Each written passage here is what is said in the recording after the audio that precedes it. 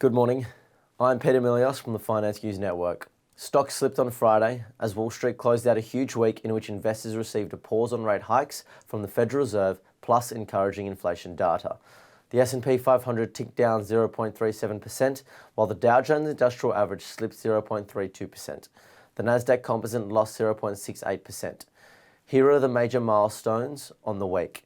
The S&P 500 is up 2.6% on the week, its best performance since March. The Nasdaq Composite is up about 3.3% on the week, also its best performance since March. The Nasdaq is up 8 weeks in a row, its best winning streak since 2019. And the Dow Jones Industrial Average was up nearly 1.3% for the week, its third positive week in a row. Friday brought more good news on the inflation and economic front.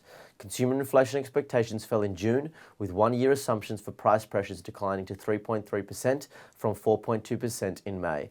The headline reading from the University of Michigan Survey of Consumers came in at 63.9, higher than estimates of 60.2 from Dow Jones.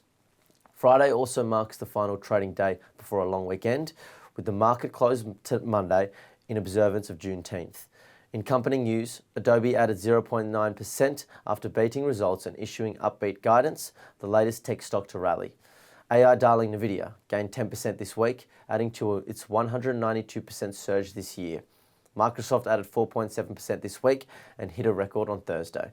Tech shares were the hardest hit initially when the Fed embarked on its rate hiking campaign. GM plans to open a fourth battery plant in the US, following Tesla's vertical integration strategy over the past decade for electric vehicle sales. GM expanded its North American EV supply chain, built factories, secured raw materials, and surpassed Ford in North American EV sales. They also offer 6 models qualifying for the full $7,500 tax credit under the Inflation Reduction Act, outperforming Ford, Volkswagen, Rivian, and Tesla. Overall, US sectors were mixed. Utilities was the best performer, whilst communication services trailed behind. The SPY futures are pointing to a 0.04% fall. Thank you for listening.